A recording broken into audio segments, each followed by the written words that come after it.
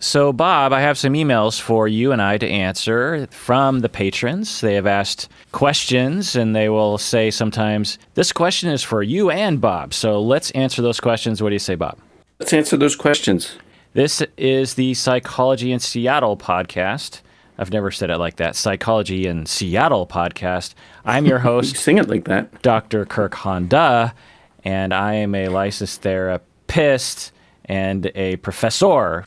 I am Bob Gettle. I'm a therapist in practice here in Seattle, though this week not in Seattle, out of town. And I see couples, and I see individuals, and I teach DBT skills, and I'm your friend from graduate school. All right, this is anonymous patron. This person says, this is for you and Bob. I'm not sure if you have done an episode on transference-focused psychotherapy, but my therapist recently discovered this and thinks it could help us. I have been diagnosed with borderline personality disorder, and my therapist recently expressed frustration that every time we have a session, it's like starting over, as if we have never spoken before in our lives, even though we have been working together twice a week for several years. So just chiming in here, I'm taking a guess that what's happening here is this person who says they have borderline, they're going to their therapist, and the session frequently starts out with the client maybe being quiet or upset about something involving the relationship with the therapist. And the therapist spends a lot of time in the session trying to reassure the client that, no, I do care, and the things that are in your mind are distortions, and it's not, it has to do with your traumas being triggered. And by the end of the session, they get to a point where the client's like, okay, well, thank you for reassuring me that you care about me and that my worries that you were going to abandon me or you don't like me in some secret rejection intention that you have for me has been dispelled, and thank you. Okay, and then the next session, it starts all over again. That would be a frequent pattern for people who suffer from a certain level of borderline to have a session like that. Obviously, everyone with borderline is different, but it's at least a common enough scenario that I could imagine being true. That I don't know what this anonymous patron is going through, but so I'll just read that sentence again. I have been diagnosed with borderline personality disorder, and my therapist recently expressed frustration that every time we have a session, it's like starting over, as if we have never spoken before in our lives, even though we have been working together twice a week for several years. He had researched some alternative methods to treating borderline personality disorder and said that when he found this one, he felt like it explained a lot of the things I had been expressing.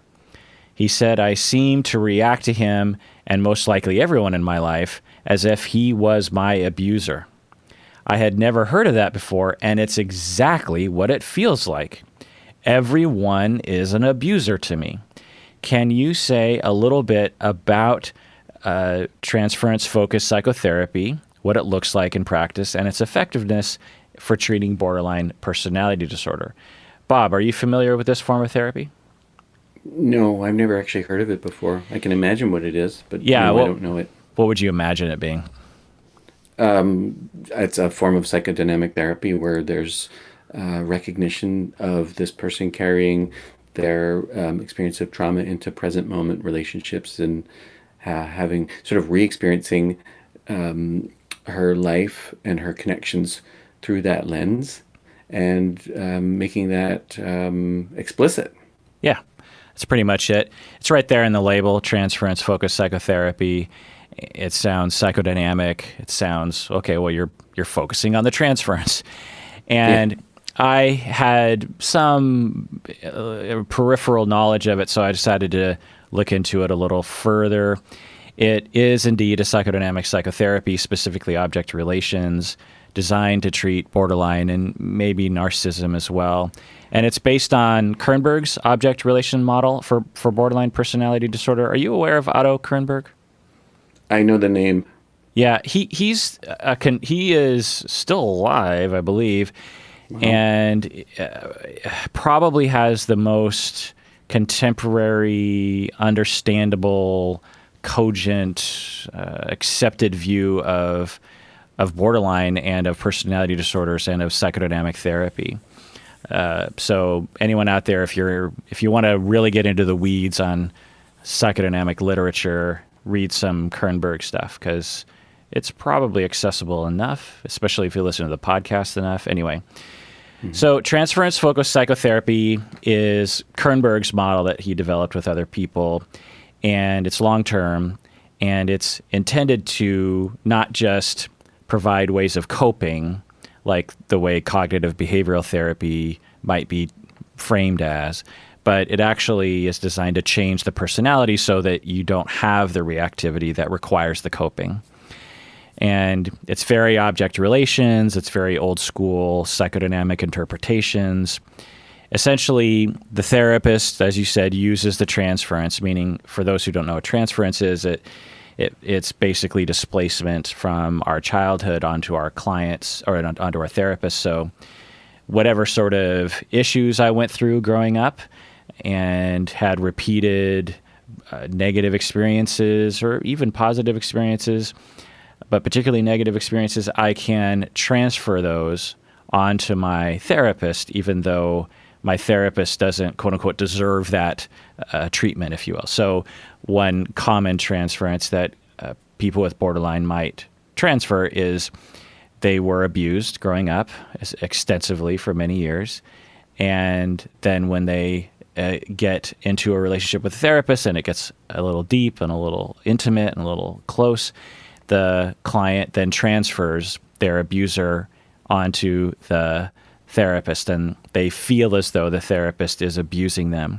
They are afraid of the therapist. They feel as though the therapist has evil thoughts that they want to hurt them. So it could be an abuse transference, like my therapist is out to get me and wants to hurt me and is a danger. Or it could be an abandonment transference. My therapist secretly doesn't want to work with me and is secretly trying to terminate with me, or doesn't really like me deep down and is just acting like they like me. Or it could be a sexual abuse transference. My therapist wants to have sex with me. My therapist is having perverted thoughts about me. And those, if they are indeed distortions and not accurate perceptions of the therapist, then we term this transference. It's just a fancy way of saying displacement, really. So in this form of transference-focused psychotherapy, the therapist uses the transference, which is true to... The thing is when I was looking into this form of therapy, transference-focused psychotherapy, I was like, well, isn't this all psychodynamic therapy? Because all psychodynamic, psychoanalytic therapies use the transference, countertransference, in the therapy. It's right in the central tenet of contemporary, meaning the past 70 years of psychodynamic psychotherapy. So I was trying to figure out what is it about this form of therapy that justifies its own name. And I think it's because Otto Kernberg just wanted to have his own style of therapy codified in some kind of term. And because I'm guessing that if anyone saw transference psychotherapy, they go like, oh, that's right down the middle, object relation style psychodynamic therapy. But anyway, so transference-focused psychotherapy uses transference. They encourage a transference. You encourage the feelings toward the therapist. The client might be angry at the therapist. The client might be paranoid about the therapist's thought, and you encourage that. You don't try to suppress it. You don't try to get away from it. You encourage it. You talk about it, and then the therapist interprets it, which is classic old school psychoanalysis, object relations, classic psychodynamic therapy. Now, interpretations can look a lot of different ways, but from my understanding of the Kernberg style is they would just call it out. They just like, so what are you feeling right now? Well, I kind of feel like you're a danger, like you're going to hurt me. I feel like you are going to abuse me. Okay, so good. Let's talk about more about that. What in your childhood do you think you are transferring onto me? And you try to make all those connections. And you, by bringing it to the surface, you are bringing the unconscious to the conscious. And knowledge is power. And that helps people, apparently, because this is an evidence-based treatment for borderline personality disorder, along with other treatments like dialectical behavioral therapy, as a known, scientifically demonstrated evidence-based treatment. Rarely talked about, by the way, as evidence-based, right? Interpersonal is another form of therapy that also helps with. And interpersonal is very similar to this, I'll say. But the part of it that some of you object relations nerds that like it when I talk about this, I'll just talk a little bit about to satisfy those people. So I adhere to a style of psychodynamic theory that involves internalized dyads. It's a kind of a classic Fairbairn-Kernberg understanding of how we internalize relationships around us and how we recreate them later on in life. So when we're children, we internalize dyads. So we internalize the self. We observe the self. So if we're being abused, we internalize the relationship. So we internalize the abuser and their behavior. We internalize the abused self because we're observing the self and how it feels to be abused.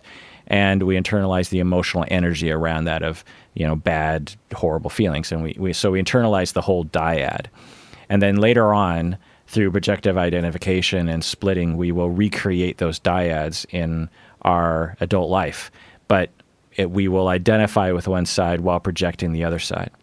So if you internalize an abusive mother and a abused self and a feeling of terribleness, then you will tend to want to recreate that because of various different reasons that I won't go into because I don't want to bore you. But and you'll, including with your therapist, not only with just romantic partners or people at work, but you'll also recreate it with your therapist. And even though your therapist is doing nothing to justify that perception of the therapist as being abusive in most situations.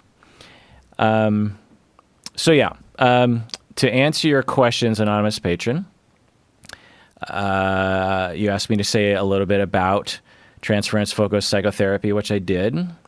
And the effectiveness is that lots of research has demonstrated that it can work for borderline personality disorder.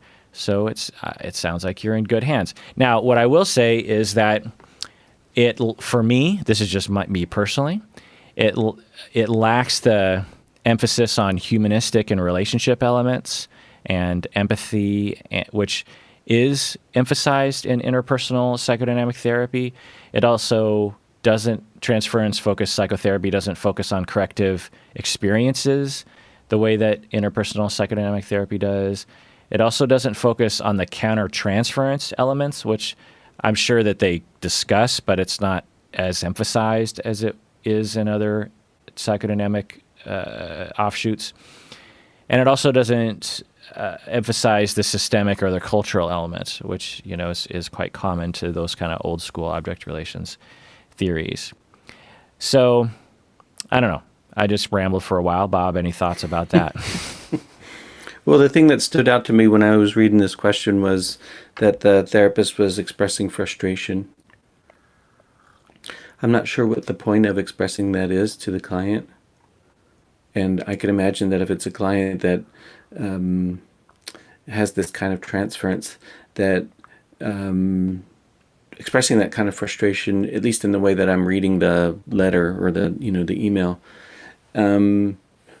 would have an impact. It might make the client feel guilty or feel threatened that it's not okay to whatever's happening in therapy is somehow not okay because my therapist is frustrated. So I would imagine that the therapist is getting consultation or considering their own countertransferential response to the client. And if they're using transference therapy, they're thinking about that response in terms of the internalized dynamic that you were describing earlier, wherein what is the experience of frustration in the quote-unquote parent figure, right? And how does that impact their behavior towards? So, it's not bad that it's happening. I think the point is to, learn from it and make use of it. but not leave it at my therapist is frustrated with me. Like that just feels like an incomplete dynamic. Yeah, that perception of the therapist being frustrated, or the disclosure that the therapist is frustrated, could mean a lot of different things, and Right. it could mean kind of what you're getting at, which is like, well, hold on, you're a therapist, you should know what you're doing. It's okay, fine, you're a little frustrated, but people come in, as I always say, people come to therapy because they have problems. So Right. the fact that there's some issues to work on that provoke some level of, I don't know, minor countertransference in you shouldn't be surprising. So there's that. And also for you and I, if we had a client who came to us who is this self-aware, by the way, and is just saying, I have borderline personality disorder, and I have this issue where I see everyone as an abuser. I mean, that shows a level of insight and perhaps a lower level of trauma reactivity and lower level of trauma that this person's able to identify those things. And so the one of the things that you and I would do is just like, okay, par for the course. You're having some trauma reactivity. You're having some transference. No big deal. Let's continue with the corrective experience, and maybe raise some awareness for sure. Maybe work on some emotional regulation. But at the bottom line here is that you need someone to contain those feelings and accept them and hear them and not reject you and not run away and pass the test that we can be trusted, and over and over and over and over again. And we're cool with it, and we're not gonna get frustrated and have to grasp for a brand new form of therapy that we just looked up. Not to insult the therapist, but I'm glad the therapist did that research. It sounds wonderful. And if you're a therapist out there and you are struggling with things like this, I encourage two different things to look into. Obviously, DBT and interpersonal therapy that focuses on borderline. Those two things can save your life and save someone else's life. So seems like it's reasonable to get consultation too. Like, don't work alone. If there is there someone that you talk to about your experience of your client, and how you might want to respond in ways that are effective for the client, and how your frustration is probably a sign that your client is engaging and is difficult but useful. A good sign, I guess, is what I mean to say. Yeah, I was just talking with a consultee earlier this week, and what her and I have been working on is her ability to work with people with personality disorders. And years ago, when we first started working together, she was very frustrated, as most novice therapists are when they run into this sort of thing. And she thought she was inadequate, and she had major questions as to whether or not she should be a therapist. She wondered if, even if she was a therapist, if she should screen people out who have personality disorders, because it was too frustrating, it was too hard for her to do that kind of work. And of course, that's her choice. I would like to think that I inspired her and gave her the tools and the path to continue to expand her understanding and her abilities to be able to work with people with personality disorders. And she has done that, and it's been a lot of hard work for her. Really, this is a general thing that I work with a lot of different supervisees. In fact, I would say it's universal. So I've trained, hundreds of therapists, and the thing that they will all run into is this issue is their very first borderline client, essentially, their very first narcissistic client, their very first histrionic client. And they will come to me saying, something's wrong with this client. They don't listen to me. They get upset at me. I feel completely inadequate. Or they won't even say that. They'll just say, like, I want to get rid of this client. That's the first thing that they say to me. how do I get rid of this client? Or they'll say, I got rid of a client yesterday, or something like this, or this client doesn't really want to work, or doesn't take responsibility. There's these kinds of words. And then I, slow them down and run through, okay, what did you observe? What are we looking at here? And I don't know, half the time, if not more than that, we will come to the collaborative assessment that this person likely suffers from some cluster B disorder. And then I will, try to talk with them, because they've, for weeks or, I don't know, a long time, they've convinced themselves as a therapist that this client is terrible, is against them, is, some kind of thorn in their side. And it takes a long time for me to walk them back. There's a lot of resentment that the therapist builds up over time because of the intense countertransference that a lot of therapists will have. And so earlier this week, I was talking with a consultee, and she was, she's come a long way. And one of the things that she told me was, so she had a client who terminated with her, who we don't know if has a personality disorder, but seems to have some of the signs. And she was very, the therapist, the consultee of mine was really demoralized by it. She felt like just a total failure, because she had really dedicated herself to getting good at working with people with borderline and narcissism, and had a lot of skill and had some confidence, and headed into the next relationship like, okay, I got this. I'm working with Kirk. He's sort of, telling me to hold on and, follow the calling. This is why I took this job, is to work with the hard cases. As I said during a previous episodes, we don't do the things because they're easy. We do it because they're hard.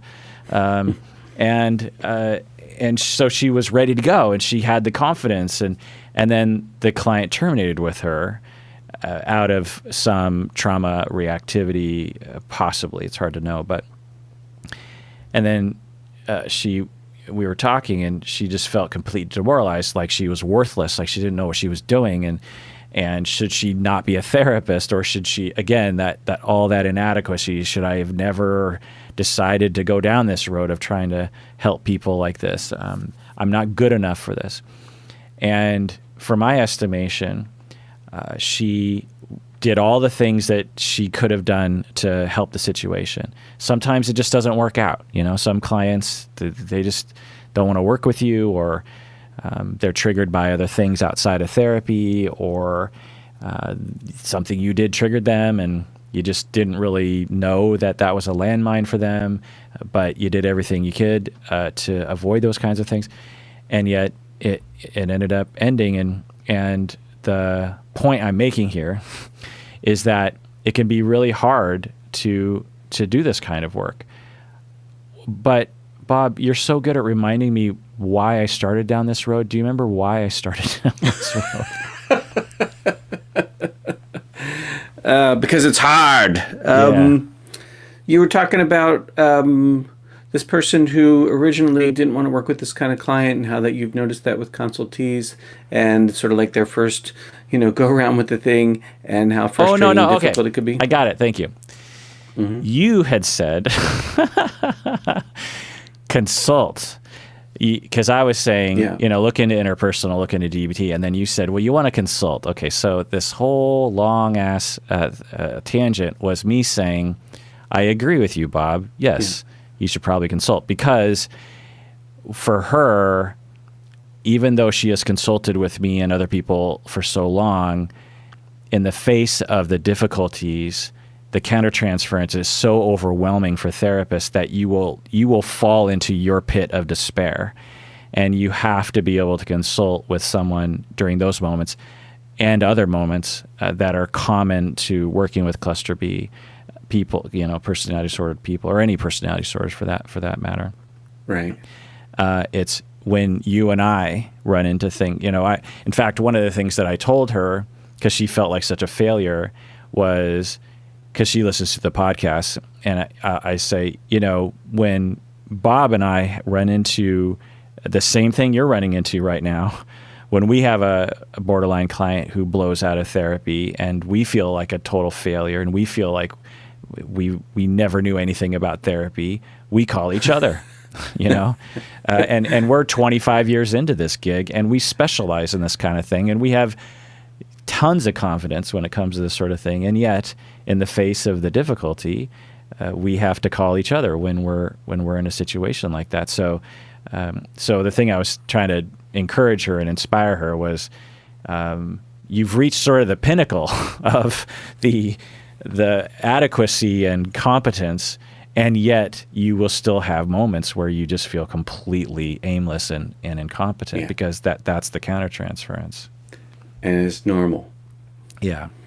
I think the danger is thinking that because I'm having these feelings, it means that I'm doing a bad job, or that I'm not cut out for it, or I should quit, or they need somebody different, or they're a bad client.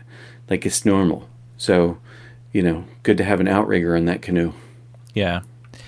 And for those of you listening who suffer from borderline or narcissism or histrionic or passive-aggressive or dependent or whatever it is that you self-identify or think that you might suffer from that, I want to be clear that the reasons why there are intense countertransference reactions, the reasons why clients with borderline will often blow out of therapy for reasons that aren't necessarily justified that the therapist identifies, is not because people with borderline and narcissism are bad people and that they're choosing to do this.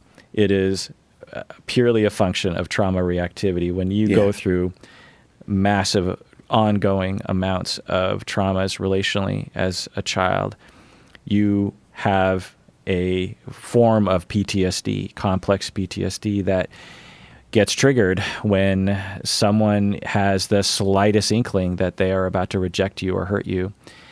And you are probably in a constant state of stress that becomes the new normal. I was talking with someone about a client about this, actually, and I was, scale from 1 to 10, how stressed are you typically? And basically, long story short, she had assessed that she is never below a 4, that she doesn't even know what a 1 or a 2 feels like. Right. But when she's a 4, she's walking around acting normal because that's what it's like. It's similar to having chronic back pain or something. Right. You might see someone walking around and think, oh, their back pain must be gone because they're not wincing in pain. You ask them, scale from 1 to 10, where are you? Oh, I'm a 5. It's a jabbing, stabbing pain in my back. Oh my God. Well, how do you deal with that? Well, I just got I've been dealing with this for years. I just have to move on with my life. It's the same with complex PTSD and borderline and narcissistic, which is that it's just a constant state of difficulty. And so it makes sense that when a therapist gets close to you and you get vulnerable and you invest energy and emotional vulnerability into this therapist, and they give some kind of signal that maybe they might leave you or something, or they disapprove of you in some way, that it's gonna really scare you, and then you're gonna have a reaction that requires a competent, experienced therapist to navigate. But it's going to produce feelings in the human therapist. The human therapist is going to be like, oh my God, did I screw this up? Or, oh, right, this is scary to me now, and I don't know what to do, and where am I supposed to go with this? And this client fired me as a therapist. Do I even know what I'm doing? It's all part of the very normal process, and specialists like Bob and I and my consultees and supervisees are here to do the work. We're going to get our hands dirty, and we fall asleep at night,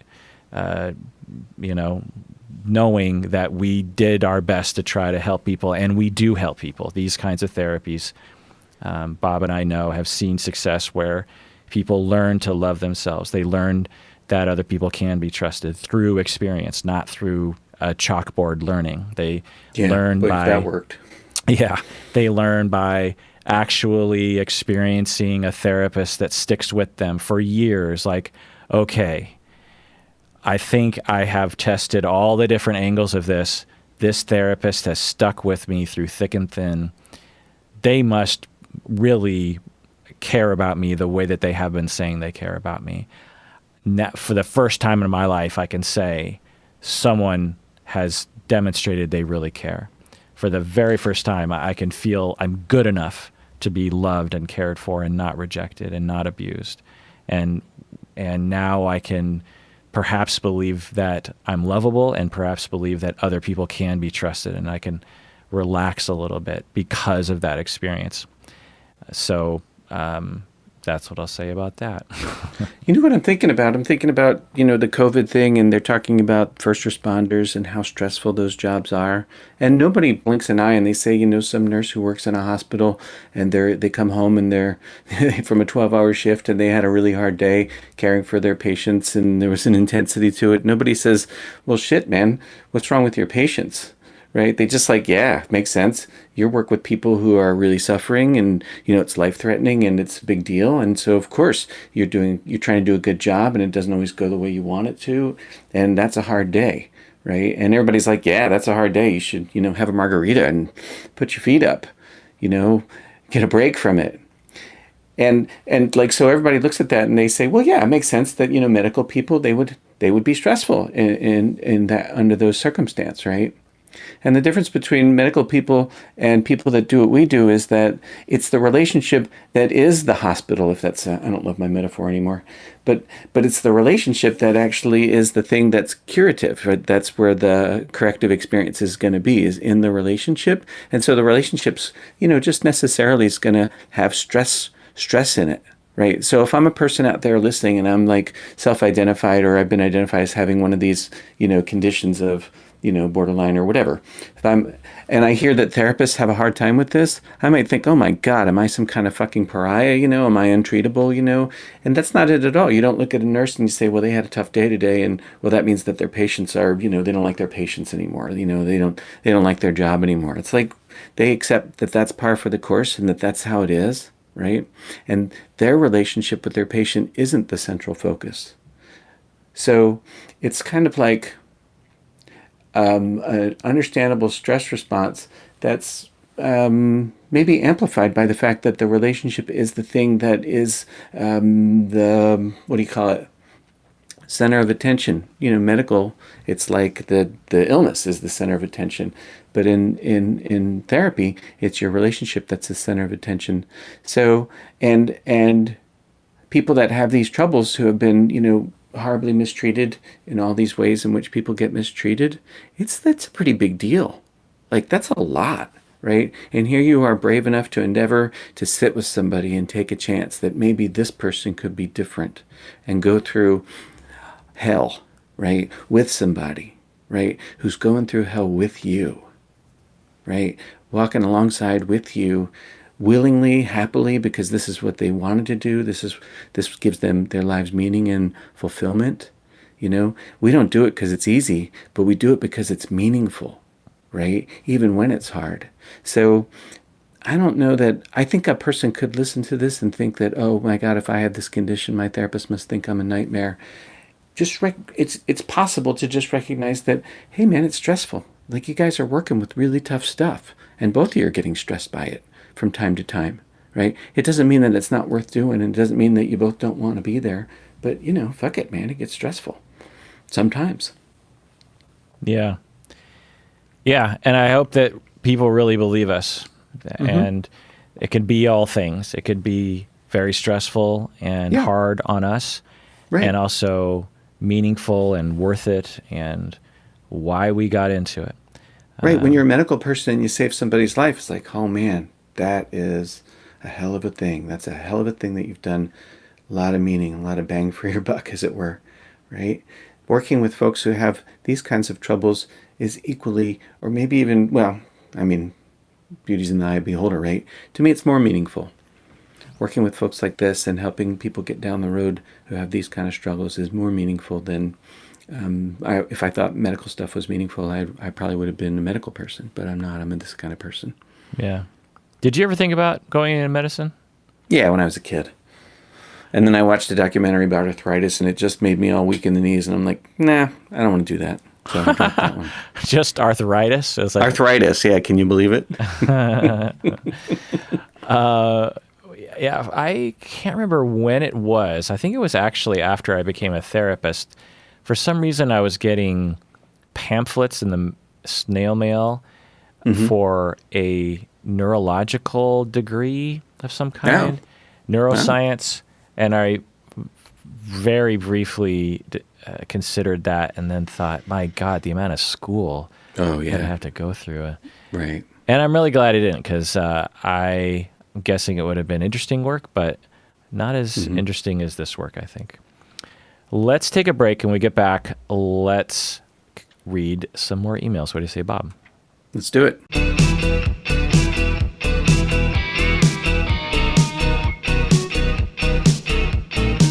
All right, we're back from the break. If you haven't become a patron of the podcast yet, please go to patreon.com and become a patron of the podcast. That's how we know you like what we are doing. Every time someone becomes a patron, I get a little email. An angel gets her wings. Yeah. Okay, anonymous patron, she writes, this is a bit of a longer one. I have libido issues with my husband. Even though I love him very much and I find him attractive. I cannot enjoy sex with my husband. I'm in therapy with an attachment-based therapist, so there's that. But I find intimacy to be overwhelming regarding emotions and senses. My body doesn't seem to let me have sex with significant others. I squirm, freeze, and get angry. I hate my body and I cringe from intimate touch. In my many past short-lived relationships, I have enjoyed sex, but my sex drive disappears when I get attached to someone, and especially they begin to love me, and especially when they begin to love me. I am repulsed by sex at that point. I have never found it easy to express my emotions safely in my relationships with both my parents. I would describe myself as avoidant generally. I run away from problems and conflicts. I have vague memories of being unwillingly touched sexually. You know, they're not running away right this second. They're writing you an email about this very problem. That is the opposite of running away. That's very true. Yeah. I have vague memories of being unwillingly touched sexually by a teenage boy when I was 6 or 7, and I was raped when I was 16. My therapist has advised me to watch adult porn films alone, masturbate, and let myself fantasize about the kind of sex I would like before initiating sex with my husband. Wow. She recommends taking small steps with my husband. We are going to get a regular babysitter and have dates, and we are putting a lock on our bedroom door. Yesterday, I ordered a vibrator. These are things I couldn't imagine myself doing 6 months ago when I thought our marriage was doomed.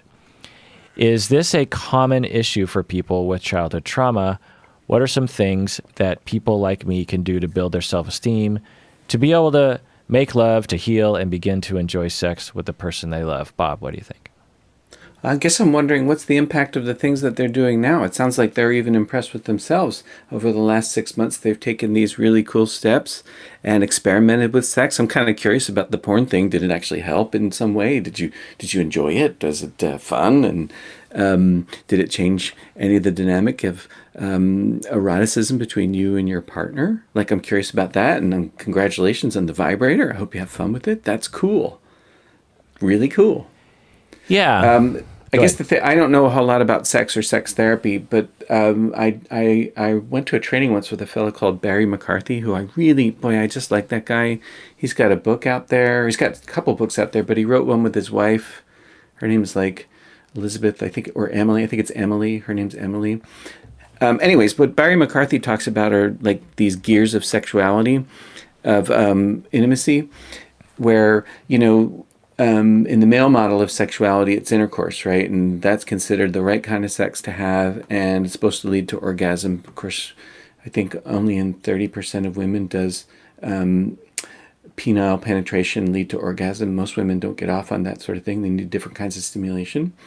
Anyways, he talks about, from just non-sexual affectionate touch being like gear 1, all the way up to intercourse being, he calls it gear 5. I don't know if that's where it belongs, but gears 2, 3, and 4 are just stages of, not stages, degrees of closer sexual or touch that is more erotic, like stage 2, not as erotic as stage 3. And I can't remember the specifics of each of those gears. But his advice is, you know, play with those. Don't go from 0 to 60. Go from 0 to 10 with your partner. And it sounds like that's kind of what you're doing. You put a lock on the door. Good for you if that helps you have a sense of privacy. That's wonderful, right? I wonder, the first thought I had was, though, is the lock to keep the partner out or to keep the kids out? I could see where it could go either way. And either of those could be really useful or helpful to you, to know that you're safe and that you have privacy. And then the other thing that stood out to me in what you wrote was part about I'm repulsed by my body and how sex comes more easily with strangers than it does with, partners that you develop connection and closeness with. And I kept thinking, oh, I wonder if this person has shame about how they look, which, it's not much of a guess. I think they sort of said as much, didn't they? Yeah. Yeah. So there's things that a person can do about shame. Like, what do you think about just looking at yourself in the mirror? I read this research about folks who were in inpatient treatment for bulimia, who, lots of body shame. It's hard to be really probably any culture, but American culture is the one I'm familiar with. If you're a woman in American culture, it's hard not to have body shame. There's so much fucking focus on what you're supposed to look like. And even women that quote unquote look like the ideal still have body shame. It's just intense, man. Anyways, what these women did is every day for 5 minutes, they took their clothes off and they stood in front of a full-length mirror and they looked at themselves. And while they're looking at themselves, if you could think of an elevator inside your body as going from your stomach up to your head, they took the elevator back down into their body. In other words, what they did is they stood there and looked at their bodies, and instead of thinking about, oh, this is wrong or that's wrong or that should be more this, that, or the other, right? They just experienced the emotion sensation of looking at my body. Over 3 weeks of doing that daily, what they reported was a significant drop in how much shame they had. So I had a client who did this. She had lots of body shame, and she agreed to do this, and she said she was going to do it in stages. So the first stage was going to be, she was going to take a sheet and wrap it around her body so that her left shoulder down to her right hip was, everything below that was covered, and everything above that was what she would look at, and she'd sort of just do it piecemeal, like work her way up to standing naked. And that lasted for about a day, and then she just decided, fuck it, I'll drop the sheet. So she dropped the sheet, and she just looked at herself, and she did this every day for a week. And the next week she came into me, and she said to me with a little smile on her face, she said, hey, my boobs are lopsided. And it was really heartwarming to see her drop body shame, right? Like, this is my body. This is my body, right? This is my partner taking pleasure in my body as a possibility for, this married person. Anyways, what stuck out was the possibility that they have a lot of shame and embarrassment about what they are, what they look like, what their erotic things are that turn them on. And that's not going to be an overnight fix. And it's kind of like what you say, Kirk, all the time. You say, well, guys, if you have these kinds of struggles in life, you're probably going to have them for all time. And the best you can do is chip away at them and just accept that and stop pushing yourself so hard to be better. But just keep at it, right? And maybe this person's going to chip away and keep at their shame around their erotic self just by doing the things that they're already doing, writing a letter into the podcast and getting a vibrator, unlocking the door and playing with porn and what turns me on and what feels good touch, because that's what sex is. Sex is about pleasurable touch. That's it. And yeah, it's beautiful. It's dragged into, in order for sex to be pleasurable and meaningful, it has to result in orgasm. I haven't found that to be the case. Pleasurable sex does not have to result in orgasm as far as I've experienced. And I kind of like that because, man, that's a lot of fucking pressure. Yeah, and it's been beat into our heads, particularly young men's heads, all those silly notions that we should move away from. There's nothing wrong with liking orgasm. There's nothing wrong with shooting for that as a goal per se. But there is something wrong with having that dominate the whole landscape. Yeah. Typically what humans are our needs, what we're looking for is we're looking for pleasure, having it be sensationally to feel good. We're also looking for intimacy and closeness, and that's not gendered at all. This notion that men have sex for pleasure and women have sex for closeness is ridiculous. Everyone has sex for pleasure and closeness. And some people don't care about the closeness, and some people care less about the pleasure. It's not really gendered by that. Now, certainly culture plays a role. Anyway, but yeah, it's really beautiful to hear you but to lay out the sort of way that you've worked with people in this way. That's really great. Thanks. The only thing I'll add to that is I'm glad you're in therapy. It's great. A lot of people email in to talk about these kinds of things. And I will say, well, go to a therapist, because there's nothing that I'm going to be able to tell you that's going to solve this. The bigger thing that whenever I hear questions like this, because libido is a problem for a lot of people, and the thing that I'll tell the anonymous patron and everyone out there is that there are a lot of paths to a low libido. There are just so many things that can get in the way of libido. Like, it's similar to saying there are a lot of reasons as to why you are not sleeping well at night. There's so many possible things for sleep. Diet, caffeine, exercise, stress. The dog moves a lot. Your bed isn't comfortable. Screens, vitamin D, melatonin, jet lag. There's just so many things, and it's similar. It's probably 10,000 times more things that can get in the way of libido, and it's for every person. It's totally individualized, and you have to work with an expert to trial and error and explore those kinds of things. The things that you've raised here, anonymous patron, as Bob says, the body shaming is definitely something to work on anyway. I mean, you said in your email, I hate my body. Yeah. That's, forget about libido.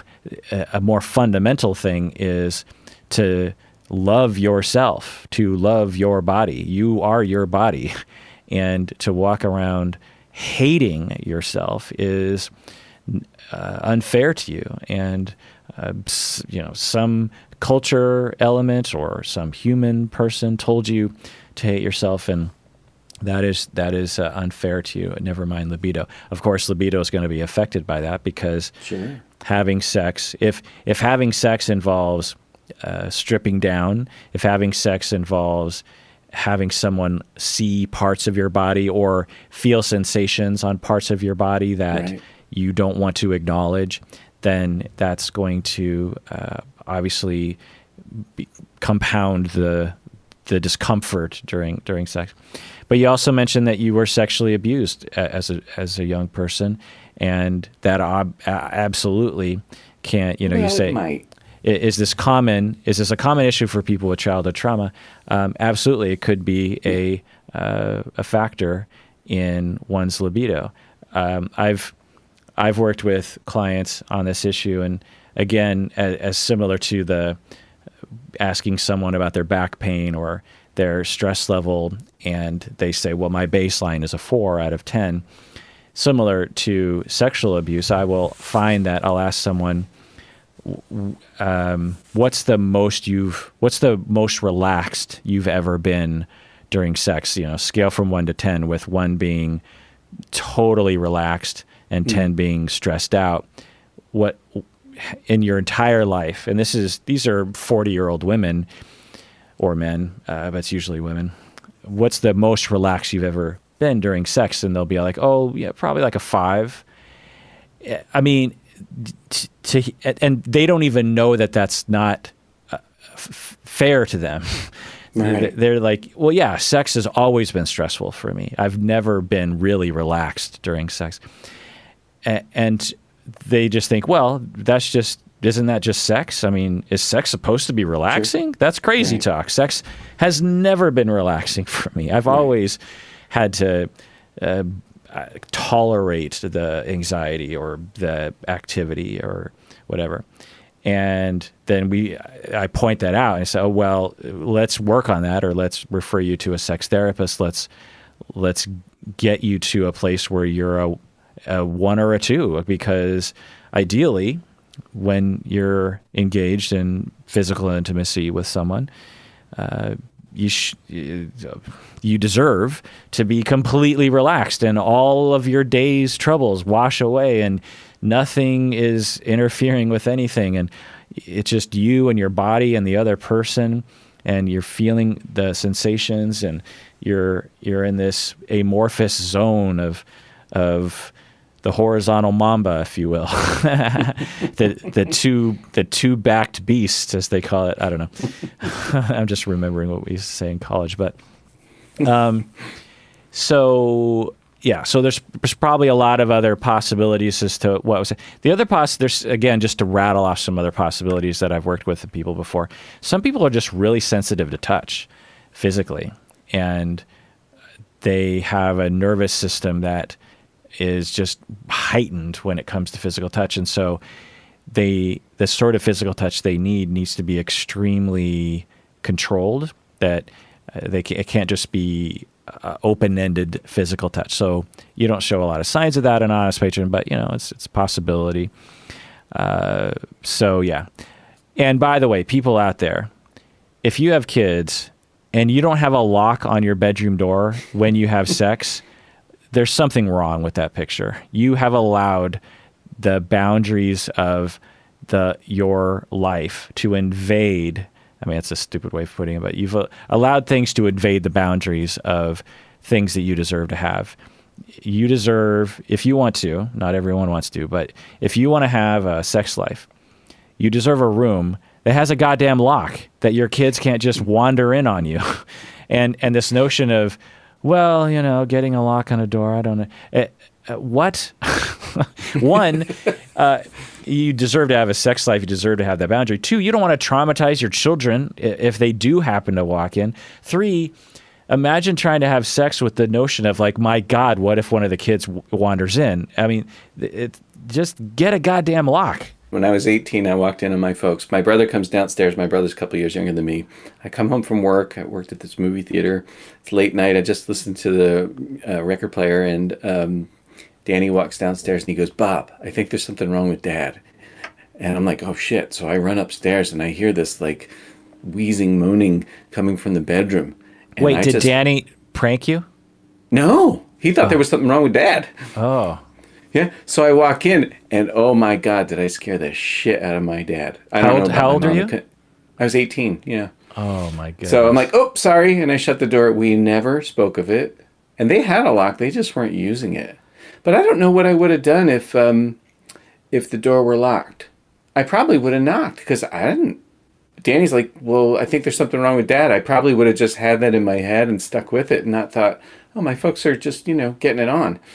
I was 18. I was kind of naive about, I was extraordinarily naive, I think more than a lot of 18-year-olds, about sex and what that might sound like. So I would have made the same presumption as Danny. I did make that presumption and would have stuck with it and would have been worried if the door were locked. That said, they fucking deserve to have a locked door. I mean, what the hell, man? I feel like the 70s and 80s, it was different. Having a locked door was a bit of an extravagance, I think. I feel like today the standards are... I feel like when we grew up in the 70s and 80s, right, I guess enough time has passed where, similar to when we were kids, hearing our grandparents talk about the Depression or something, right, where they might have not even had a different room for the parents to sleep in. Right. And the extravagance of that was, of course, ridiculous during the Depression. And there's something about having... We didn't even lock our front door when we left the house. No joke. We would go on vacation for a week, and we wouldn't even lock our front door to the house. The only doors that had locks on it were the front and the back door. None of the... I guess... Well, no, that's wrong. I guess the bathrooms had locks on the doors. But anyway, a bedroom with a lock on a door was extravagant. Having two phones in a house was extravagant. Oh. having two TVs was extravagant. Oh yeah, right. And having call waiting was extravagant. An answering machine? We didn't even have an answering machine. The first, Yeah, right, exactly. The first answering machine I had, I was probably 25 or something. Yeah. So right. it's the idea that your parents would have, but Bob, is the visual crammed and burnt into your brain like an old CRT burn-in on a screen? Yeah, but it's nothing horrific. It's mostly what I remember, what I see in my head is the horrified look on my dad's face. He was just instantly panicked, right? It's understandable, it's like really private stuff. So, of course he has that look, but that's all I really remember is just the look on his face. Yeah. And you're 18, so yeah. I don't know, like Danny's the younger one? Yeah. So I guess it makes sense he would not know what was happening. Well, I think it makes sense that nobody in my family would have understood what's happening. What time of day was it? Oh, it was probably like midnight. Oh, okay. Yeah. Yeah, that's interesting. So yeah, the wheezing, it was looking just, back, should you have known it was sex wheezing? Oh, fuck yeah. Yeah. Oh, yeah, absolutely. Yeah, if that happened now, I'd be like, all right, I'm going outside, It is a little interesting, though, that he was making so much noise. And you lived with not to sort of drill down on this, but you lived with your parents for 18 years up to that point. Yeah. You'd never heard him before. So what was, right. like, was this the rare instance where they did it, or was he particularly noisy? Right. What you just have to wonder what was going on there that made it anomalous. Right. Do you have any theories? No, I don't. It's curious to me because it's a small house we grew up in. I can't remember if their door had a lock when we were kids. I know my bedroom door never did, and my sister's. So there's 4 kids in my family, 1 girl, 3 boys. My sister had her own room, of course, and then me and Danny and Pete shared a room, and my parents had a bedroom. That was the whole upstairs of the house, along with 1 bathroom. And I don't know if they had a lock when we were little. I know they had a lock later on, but the door in my bedroom never actually fit right, so it didn't matter if you had a lock. If you just pushed on a little bit, it would just open, right? So privacy is not something I ever had when I was a kid, and didn't experience privacy till when I was in college. Like, that's the first time I ever lived alone. I had my own dorm room because I was an RA. So I don't know what they did. I don't recall ever hearing them. So, obviously they had sex at some point along the way, but I don't recall ever hearing them.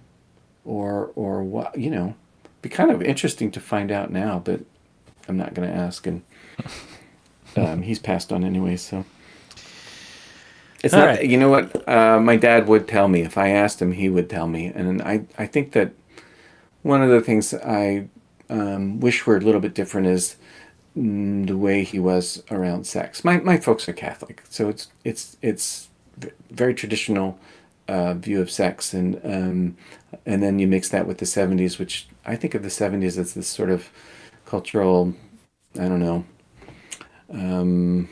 emergence, cultural, like adolescence. And so I think my parents, culturally speaking, or developmentally speaking, were kind of adolescent in their understanding of sex, and I think for him a bit clumsy. So everything I've learned about sex has been since I was a kid. Everything that's been useful to me about sex has been since I left the house. Yeah, it's really interesting to think about the 70s because on one hand, it's not hard to imagine that there would be a lot of suppression and weird ideas about different activities and having it be very extremely male-centered. Many women walking around with notions of, well, it's about the man. You don't really do it for yourself. And and a lot of men walking around feeling like they've got to be this king in the bedroom, or I don't know. Yeah. And at the same time, in the early 70s, people were in this rare blip in our culture, mainstream Americans were seeing pornography in the regular cinemas, Right. Deep Throat and Behind the Green Door, and these famous porn movies they're not good porn movies. These are these are classic, terrible 1972 porn movies. They're not entertaining. They're just like the sort of thing you would imagine a 70s porn movie to be like, and with all the hair and everything, and It's a genre. and for this brief moment in time, a couple years, our society had swung so far to free love and acceptance of sex that regular mainstream suburban parents were lining up to see the new porn movie at the theater, and then quickly the door slammed shut not too long after that, and Reaganism in the 80s and Chipper Gore and all those people. It's a weird decade in a lot of ways, but I suspect, the general gist is a lot of sexual non-liberation. But maybe there were pockets of liberated people for sure. Anyway, anonymous patron writes, I was listening to your podcast and your request to give additional information about becoming dependent on a therapist. Oh, yeah. So chiming in here, Bob, you and I, last time we talked about, because someone wrote in about being dependent on their therapist, Right. and you and I basically just ranted about how the notions of being dependent on a therapist are based on judgment about therapy in general, and that dependency is not something to shy away from. It's something very wonderful. And being dependent on a therapist is an indication of something good, Right. and not something to run away from, as long as the treatment is focused on helping people with their ability to be dependent, with their ability to be vulnerable.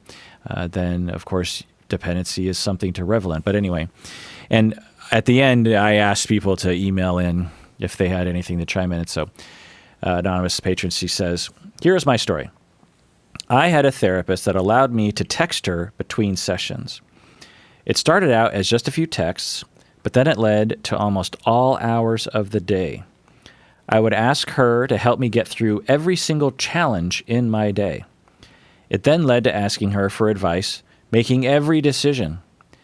When I had to fly home to clean out my childhood home after my mom died, I texted her throughout the entire trip and asked her to help me decide what I should keep and what I should throw away.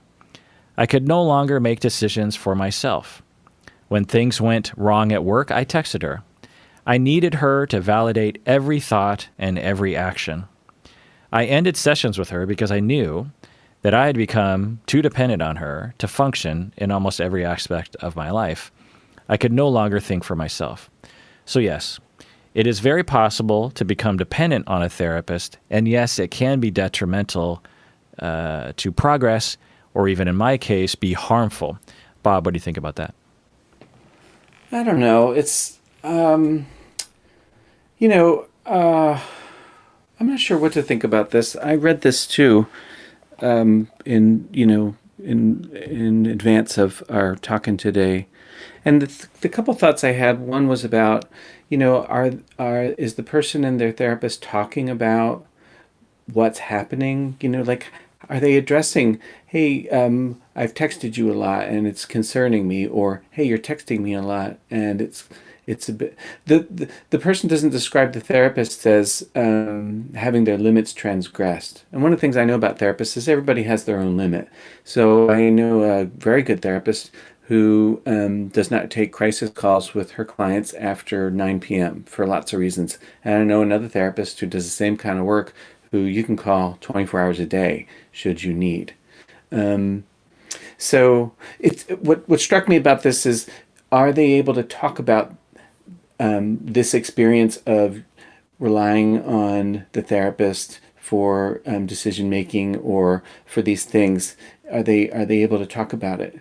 Like, hey, this is what's happening to me, and my concern is that I can't think for myself anymore. That'd be worth talking about. Well, maybe we would talk about, maybe we would then think, all right, well, should we focus on texting less? Is there a response that I can provide if I'm the therapist that would be more meaningful to you? Um, I think though, if it's hard to imagine, I'm just putting myself in the position of the therapist, and I'm imagining this person texting me for, like what I should do with, the mom house, and what I should do with, these very small decisions, not small, these um, frequent decisions that everybody has to make as they run the course of their life during a day, right? Um, that would be upsetting to me. Like I'd be thinking, I want to talk about this because I don't want this. This is maybe taking more of my time than I want to give, not being paid for this time. And, for me, it would be like a boundary. I don't love that word. It would be a limit, that we'd be talking about, well, okay, this isn't working for me. Can we talk about what will work so that your needs are met and mine are met? And um, my impression when I read this was that the therapist perhaps was having a hard time holding to their boundaries, and felt that because the client asked, they should say yes. I don't know if that's true. That's just a really, it's a guess, but that's what stood out to me, or that was my impression of it. Yeah, exactly. To piggyback on what you're saying, for the two of us, it's impossible for us to know without assessing. But Yeah, I will say yeah, that the account, the short account, has a lot of red flags for a classic dependent personality disorder uh, that the therapist doesn't know how to deal with. There is a personality spectrum that people will develop as a result of early traumas that we call dependent personality, and it's not a pejorative word at all. It's a normal reaction to traumas and relational issues that are problematic growing up. And I've seen this before, and most therapists have run into clients like this. And if you're not aware of this personality spectrum, then and you're not aware of your countertransference, and you're a little loose with your limits, as you were saying, Bob, then it'll end up looking like the way she's talking about here. So again, I have no way of knowing, but yeah, the people I've treated before who have had this, and supervisees who have treated people like this, essentially what happens was when you're a child, you're treated in a way that you remain dependent, meaning that you don't believe you're competent enough to make your own choices. And you emotionally cannot make decisions on your own. A 5-year-old cannot make a lot of decisions on their own. They can't decide what school to go to, or how to buy a house, or when a friend hurts or takes their toys. The 5-year-old doesn't try to evaluate the situation on their own. Typically, they run to their parents, and Johnny took my toys. That's normal, right? So yeah, a young person is dependent. They're dependent for 99% of the things that are present. They can't even choose their own clothes. And if you ask them, just suddenly one day you just woke up, and again, some kids are more independent than others, but if you just took a 5-year-old and just started saying, look, you need to do everything by yourself, that kid would feel very hurt and very scared and very unloved, because that's the deal. I'm the kid, you're the parent, you're supposed to help me out with these things because I don't know what I'm doing. And so some people, for relational trauma reasons, remain in that state, if you will, at the age of 45 years old, and they walk around. They might have a job, and they don't look like a 5-year-old, but inside they have a 5-year-old aspect of their personality that is dependent, and also emotionally, they have needs emotionally to have someone tell them what to do. It's not that they not only not feel competent to make choices, but they also feel neglected if they're not being told what to do, if that makes any sense. Were you going to chime in on that, Bob?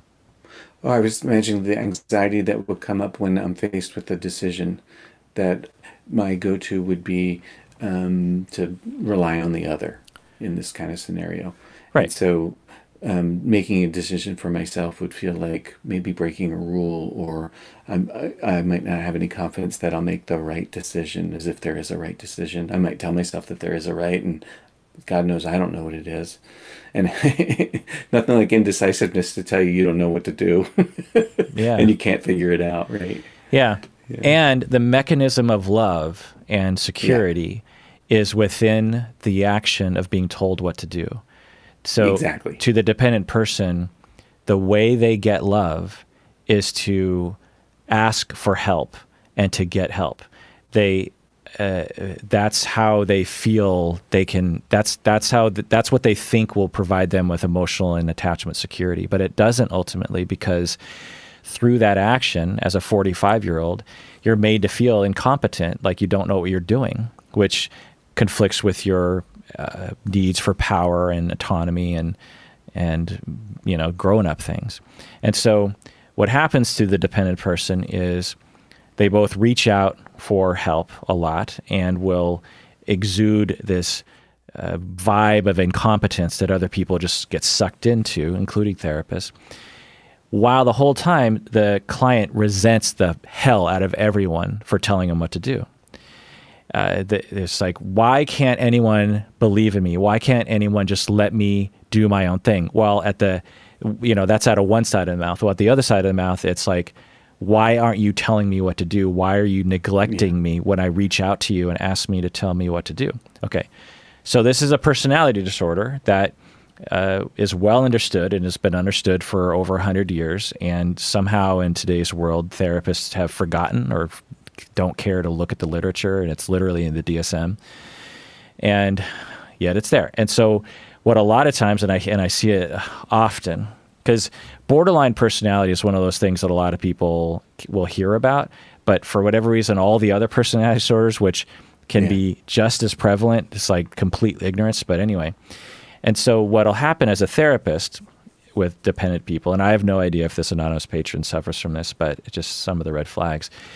What happens to the therapist is the client comes in, because therapy is about helping people and telling them what to do sometimes, right? Should I do mindfulness, or how do I sleep better at night? Should I love myself? How do I love myself? What kind of self-talk there's a lot of therapists literally telling the client what to do. Here's what you do. And even though it's in Psychotherapy 101 classes, they will say, never give advice, which is the dumbest, stupidest thing I've ever heard about therapy. It's rigid. It's ignorant of what therapy is.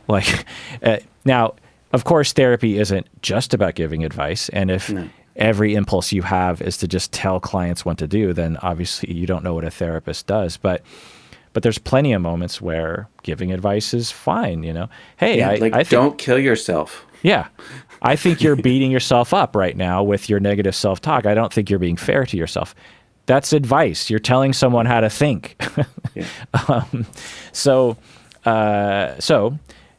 we give advice at times, or at the very least, we come across like we know what we're doing. And dependent people, when they come to us, dependent personality people, they start to elicit that in us. And we will, as a therapist, start feeling like, oh, this client really has a lot of needs, and they have a lot of questions, and they really want me, they really need me, and I feel good about myself because I'm needed, and the client makes me feel smart, and the client is appreciative of what I'm saying. And then the client might start texting me a lot. I don't know what to do with this thing, and this. I went to my mom's house, and she died. I don't know what I should keep, what I should not. Oh, I as a therapist, I feel useful. Half of my other clients don't care about me at all. And this client actually reaches out to me and says, I value your opinion. Should I throw away the pictures, or should I keep the beanbag? What should I do? Oh, I'm useful. I went to graduate school. In my regular life, no one really asked me for help. And so it tickles all of those inadequacies that we all walk around with for the most part. But of course, deep down, the dependent client does not like the fact that you just tell them what to do. And because it just furthers this dependency, and it further makes the client feel like they can't make any decisions on their own. But of course, it's the client that is asking for help, that is asking for the opinion, and then proceeds to, follow the opinion, and then proceeds to resent the whole thing. So for therapists, it is incumbent on therapists to understand personality, people, to understand that countertransference is a thing, and to understand that relational traumas is a thing, and to notice this behavior and know how to comprehensively treat it. Now, what I will see is that there's the complete unaware position that therapists will be in, where they will do what it looks like this therapist did, which is just to give in and be like, okay, I'm gonna tell my client my client is asking me for specific advice, and I'm just gonna tell him what to do. Keep the candlesticks. Like what? Okay. So the second position that I see therapists do, which is equally as bad in my opinion, is they will say, just don't allow clients to ask you those kinds of questions. They'll say, okay, your client is asking you too many questions. Just don't answer them. Just say, I'm not going to answer that. Or that's not for a therapist to say, or just to push back and just, nope, not going to answer that question. That's not my role. Okay. So if that's all you do, then again, you're ignoring the fact that the client's relational traumas has to do with people not being there for them, or not respecting them, or rejecting them, or something that has to do with distance. And without a relational closeness and a attendance to that process, the client's going to feel really crappy, and they're going to blow out of therapy. So the treatment is just one example of thousands. The client texts me and says, what do I do? Do I keep the candlesticks, or do I keep the pictures? What do I do? I would say, let's definitely talk about that during our next session. Okay, right. Next session comes up. So I want to talk about that text you sent me about that. What was going on for you in that moment? Well, I was just trying to make a decision. Okay, great. But what were you hoping from me emotionally? Like, what was happening for you on the whole? Because in all likelihood, the client, if I was working, this hypothetical person, in that moment, it wasn't just that they were trying to decide between the candlesticks and the pictures. They were probably feeling very alone and very scared and neglected. I mean, if your mother just dies, that's a horrible situation to go through. Right. And going through old stuff. I mean, if you, people out there, if you've ever done that before, having to go through your parents' old stuff in their house, that's an emotionally gripping moment. And even if you had complex feelings about your parents, that would be pretty complex. So if I was working with, okay, what was going? Well, I don't know. I was having these. Okay, so we're not getting into the candlesticks issue. We're getting into the emotional issue, and I'm seeing the client for who they are. And then if we get to it, I'll be like, okay, so at what point, okay, that's what was happening for you emotionally. What do you think you were trying to get out of asking me if you should get rid of the candlesticks or not? What hope did you have in that moment? Were you hoping that I would actually just tell you what to do? Or were you hoping that I would hear you? Or were you actually just looking to connect with me because you felt alone and no one was there to help you, and you just felt like you were flapping in the wind, like a 5-year-old wandering the streets looking for their mother? Oh, well, I felt like the 5-year-old one. Okay, I see you. I notice you. I know that. Let's look at those impulses when you reach out for me for specific advice on things. Let's take care of that 5-year-old that's wandering the mall looking for their mother. I don't know if I can do that in between sessions, but I can do that right now. That's the treatment. It's not just give the advice. It's not just reject the advice. It's understand the relational traumas and treat it holistically. Am I making sense, Bob? Oh, yeah. I was just thinking, wow, that's really succinct and clear and to the point. Wow, those are words that I don't usually think of myself in that way. Given the fact that this podcast is already like an hour and a half and 99% of it is me spouting. But yeah, so just getting back to anonymous patron, what you're saying here is we have no idea what was going on for you.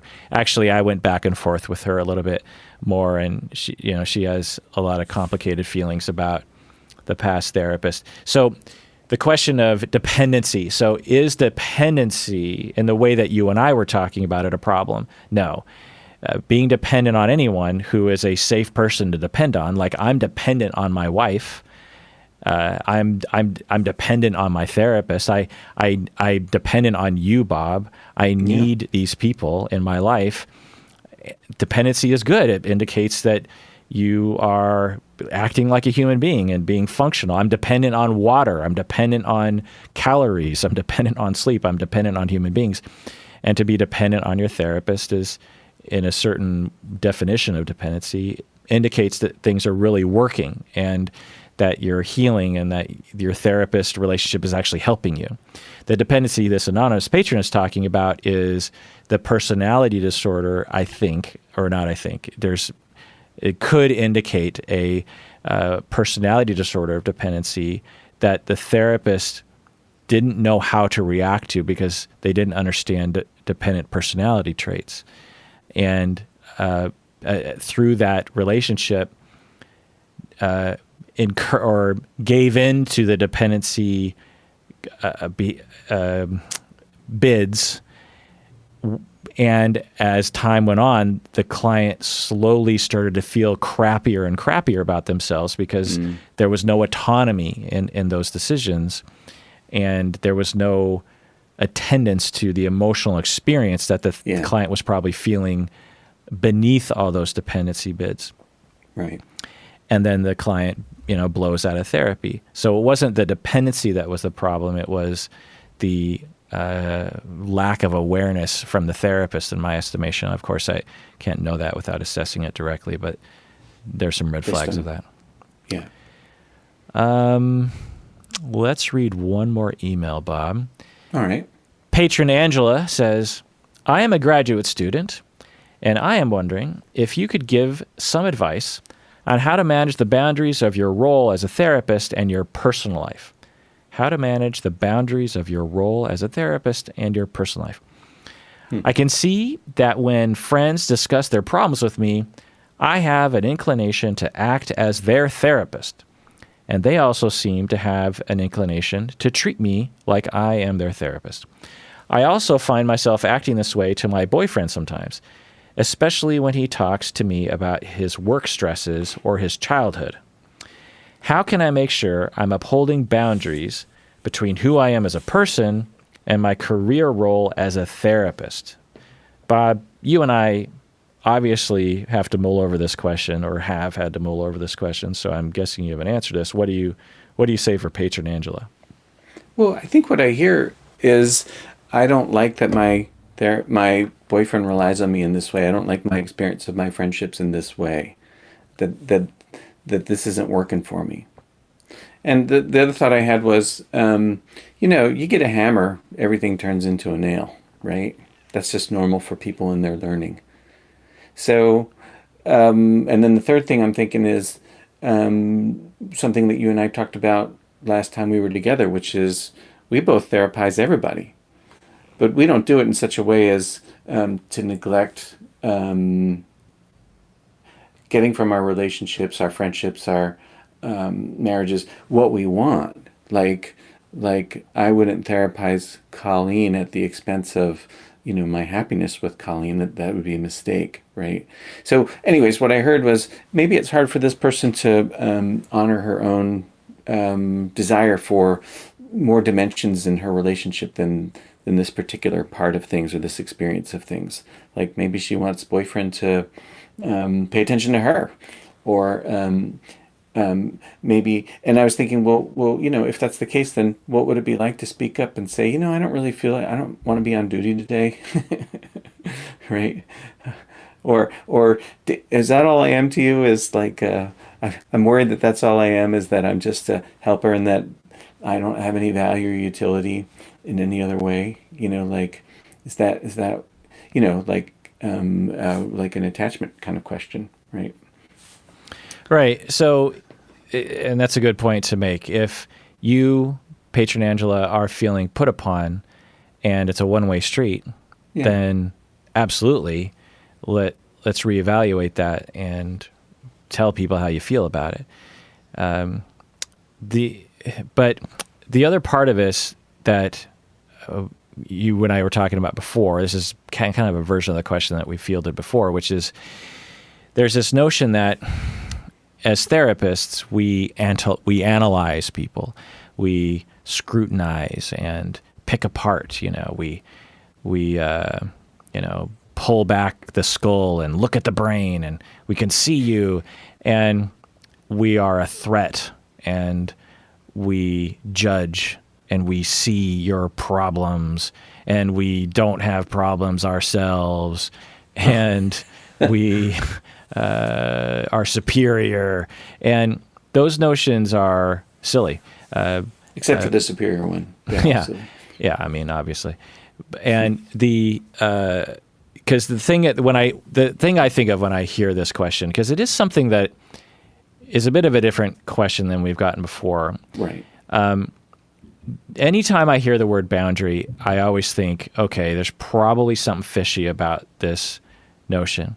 Boundary. The word boundary is often a indication that people are thinking of a cultural norm that is problematic. And I think this is similar, that we are, as therapists, we're supposed to have boundaries between our work with clients and our conversations with our friends and family. But that implies some things that aren't true.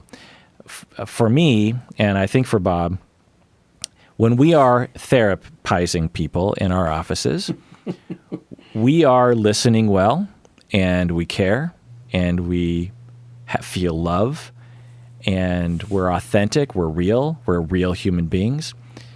But we're professionals, and we're following ethical guidelines, we're being paid, we have a treatment plan, and we're doing a job. And within that structure, we're human, and we're listening, and we're attentive, and it's real. It's not like I'm only doing this for the money. It's a real human endeavor. Now, not all therapists are like that, but many therapists are. So as a therapist, if a client comes in and says, "Oh my God, I had a really tough day," and they start crying, then I listen well and I'm there with them. As a husband and a friend, when someone tells me that they've had a really hard day, I listen well and I care about them. There's no difference.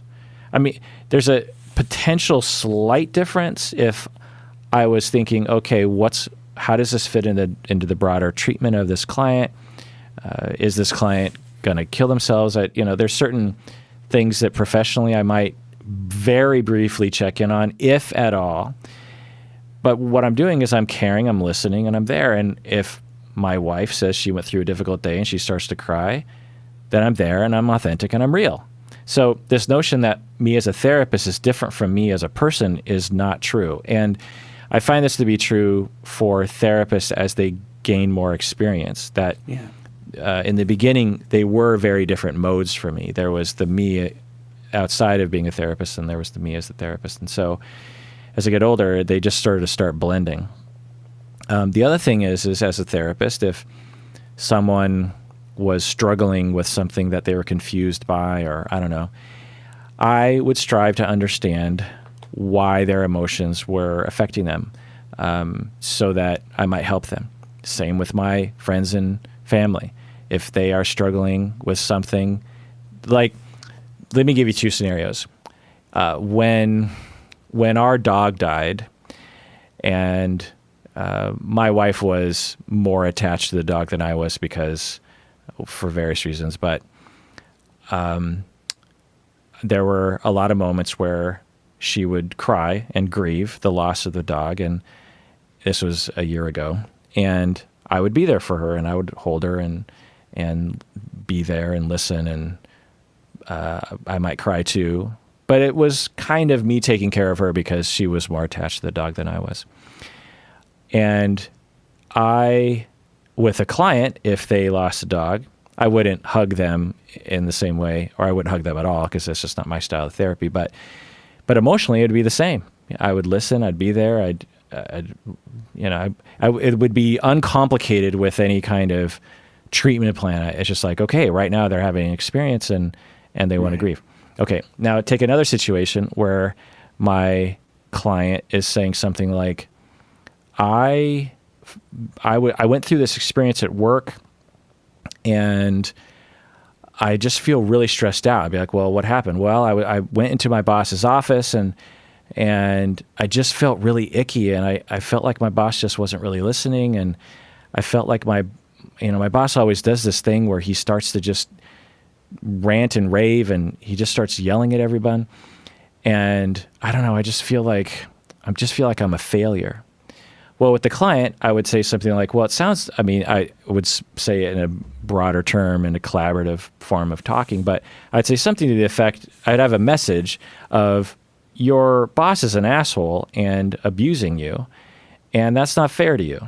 And that those feelings you're having are normal, but they're not your fault, and you're not a failure. And your boss I don't know what's wrong with your boss, but this isn't your fault.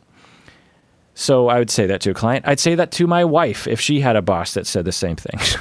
So the fact that I understand emotions and I can sift through things and say something that's helpful doesn't change when I walk out of the office. Now, what does change when I walk out of my therapy office and I talk to my wife or my friends is that it's a two-way street. And when I have a problem, I go to them.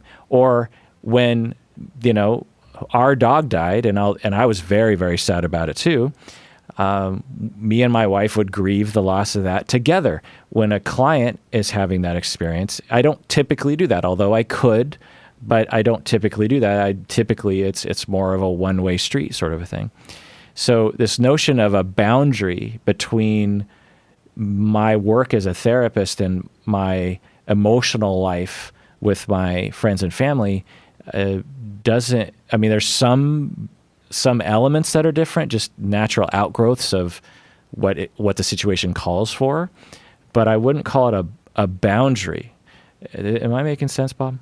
Yeah. The other thing occurred to me is that I've never paid you. Yeah.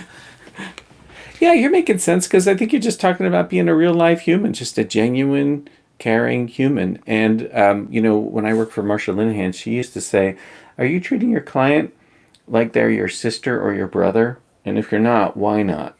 Not, you shouldn't. More like, well, why aren't you treating them the exact same way that you would treat your daughter or, your friend or whatever?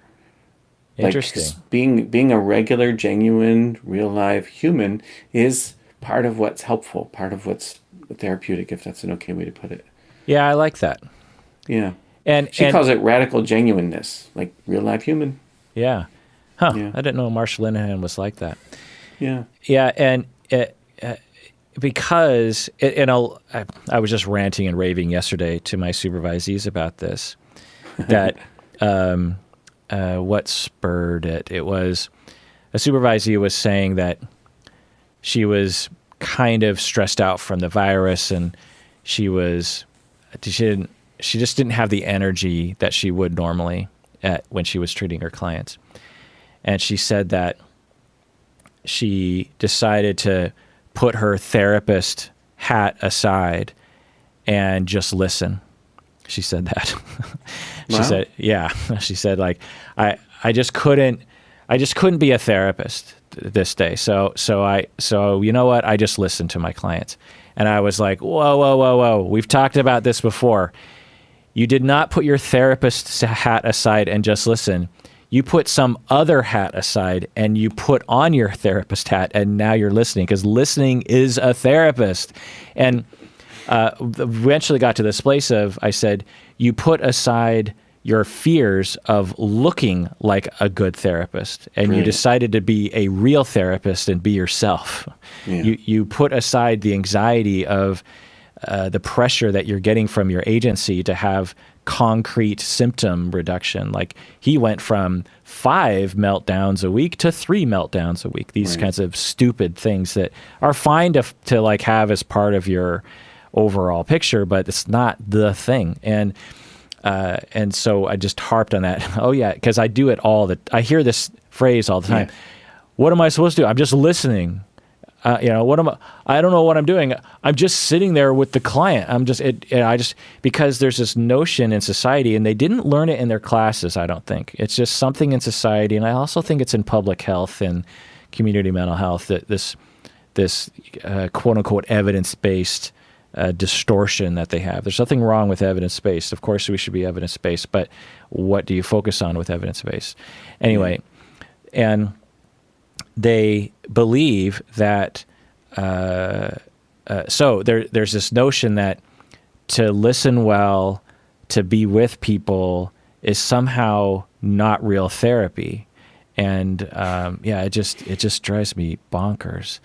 I had this situation. Oh, sorry. Yes, just let me get my bigger point is that the process of becoming a good therapist, which takes years, by the way, is a process of returning to yourself. That somehow when you decided to become a therapist, you started to fling this other element way out beyond who you were to try to look like a therapist.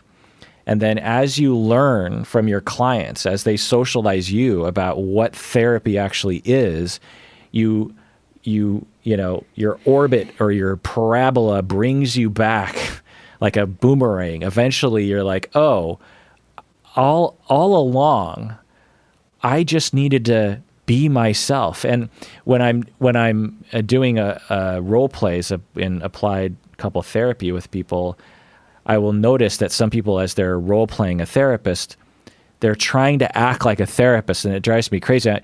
So I'll say these things like, similar to Marsha Linehan, I'll be like, okay, let's rewind the role-played couple. She just said that she's really angry. What would you say to your sister or a friend if they said that?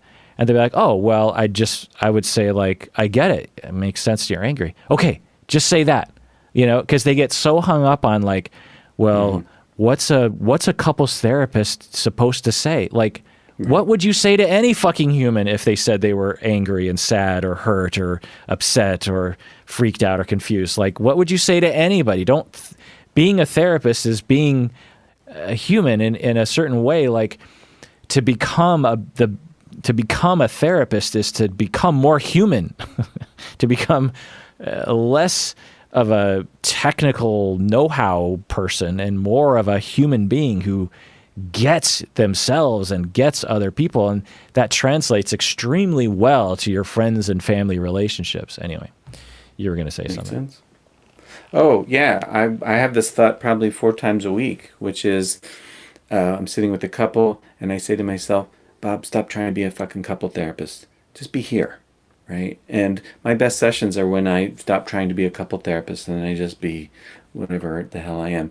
And when you say that, you're not saying, hey man, let it all hang out and just, scratch your nuts while you talk to people. You're not saying that at all, because you do look at your clients through a framework, right? That's aimed at helping them improve their lives, right? You just don't do it from a false position of, that you being anything other than your genuine real self is supposed to be helpful.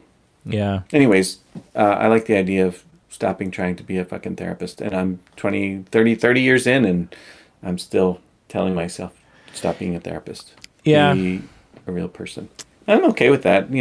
I have a certain kind of vulnerability when it comes to work, and my job isn't to not have the vulnerability, it's to manage it properly. Yeah. Yeah, I'm going to contradict myself and say another thing, which is that with experience and know-how and the non-authentic part of being a therapist, the technical knowledge, the conceptual knowledge, I think it's a matter of, like, when you're trying to prepare for a on-stage play. You don't want to be on stage thinking about the words. You want them to be so in your bones that they just flow out of you naturally.